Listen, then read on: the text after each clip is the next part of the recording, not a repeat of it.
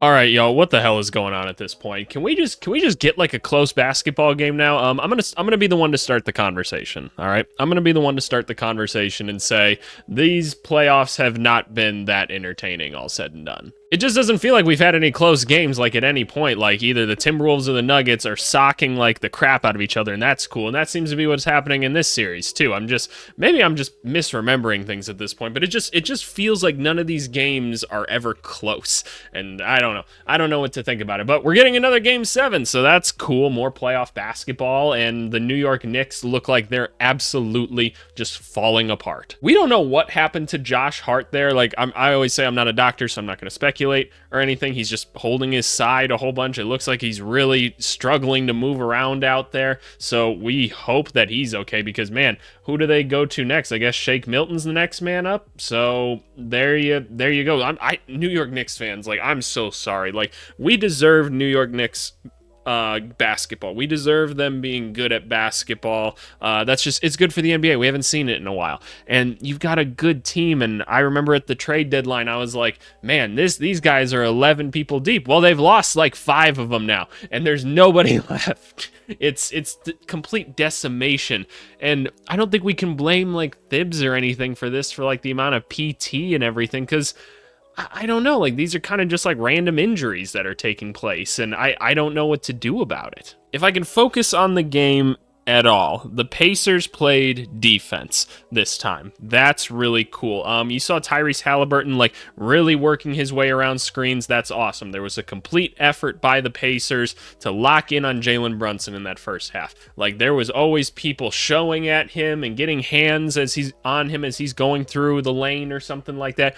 2 people contesting every single shot and then just hitting the glass, right? They made a very big emphasis of like, all right, we're going to be bigger, stronger than them, so let's get our post touches, right? And then we'll kick out to shooters, and which is the logical progression to go through things. I did a whole statistical analysis at one point talking about why that's the best way to do it. And in essence, the conclusion that I reached upon all my research was like, if you touch the paint, there's like the point per possession differentiation is like a 0.9 versus like a 1.5, and that's like how crazy it can get. But anyway, the Pacers touching the paint and everything, that really messed with them, just because they were like, okay, we're not big enough. We got to double them. We got to do this. We got to do this. Oh, it's a 13-point game now. What's going on here?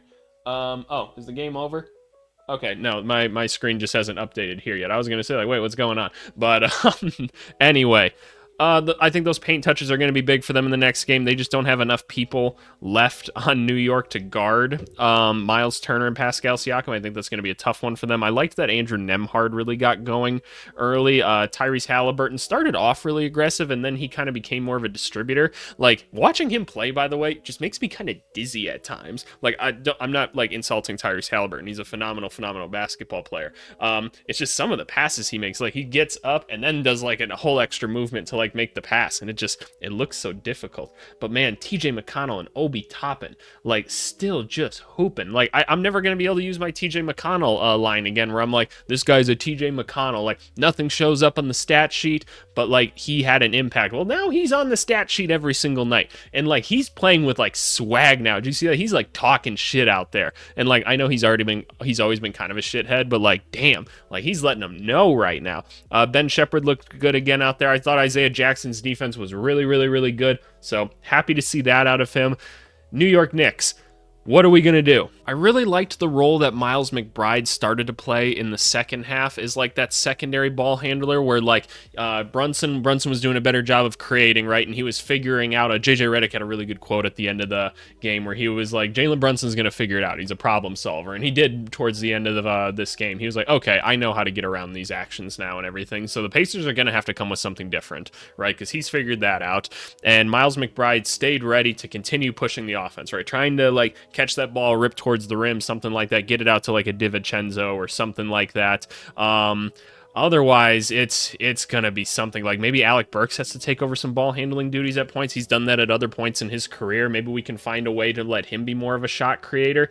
But like, what's gonna be the thing with Josh Hart, right? Because this really seemed like, okay, the Knicks are finally going to put him away. We might see the Pacers win this next game, because if Josh Hart isn't like good to go, what do they do? Josh Hart is such a critical part of them because he's one of the few guys out there that can still really go crash and like give them those offensive rebounds, get the energy going in Madison Square Garden.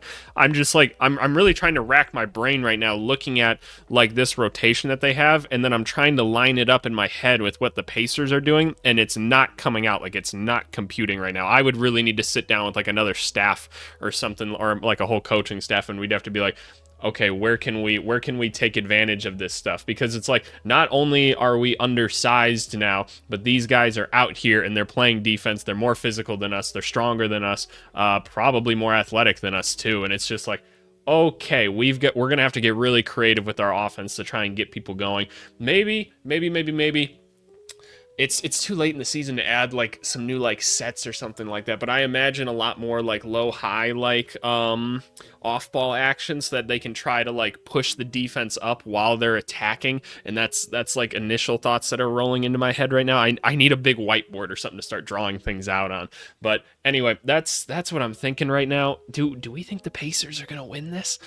They're gonna get absolutely rocked by Boston, right? What's going on? What's going on in these playoffs? I don't know. I can't comprehend this. Can we just have one series that makes some sense though, please? Like, can Dallas just put OKC away? The kids had a good season. Let's put them away, right? I don't need another game 7. These playoffs are just nuts, man. I can't process it. I can't handle it. I don't know what's going on. Can we just have a good basketball game, please? That's all I want. I need one team to not look like they're about to fall off a cliff each game so I could properly evaluate people. I can't understand the highs and lows of this. It's like a bunch of bell curves over and over and over again. You guys have heard me ramble on about enough things that aren't actually basketball related, so I'm going to let you go. But as always, thank you guys so much for watching. For those of you that comment on this, you know who you are, because I know these videos don't do like crazy, but I told myself I was going to do complete playoff coverage, and I'm doing it. But yeah, thanks so much, y'all. We'll talk to y'all tomorrow.